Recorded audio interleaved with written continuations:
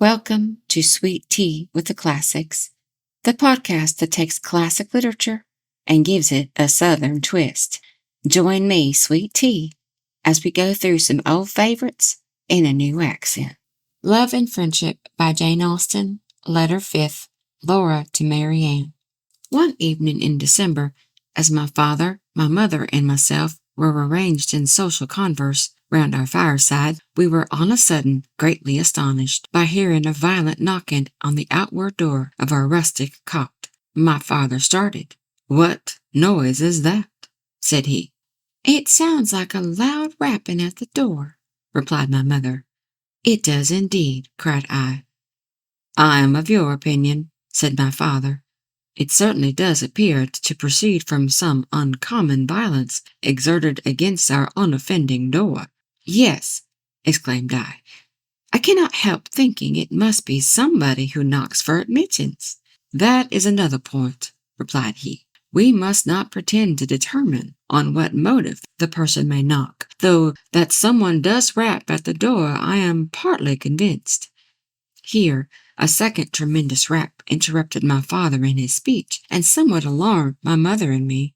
"Had we better not go and see who it is?" says she. "The servants are out." "I think we had," replied I. "Certainly," added my father, "by all means."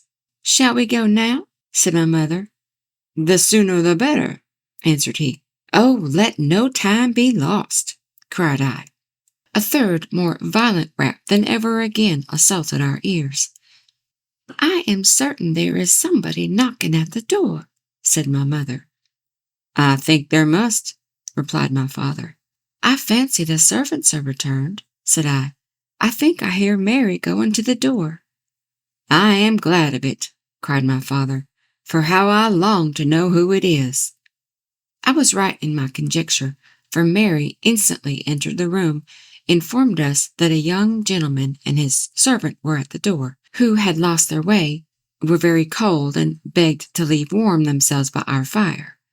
"Won't you admit them?" said I. "You have no objection, my dear?" said my father. "None in the world," replied my mother.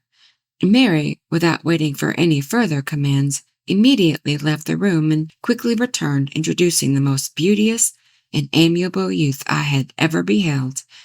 The servant she kept to herself.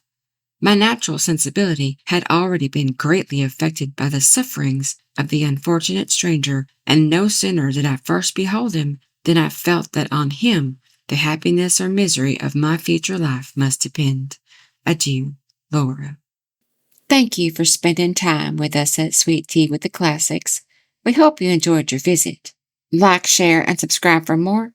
And remember, when life hands you lemons, slice them up and put them in your tea.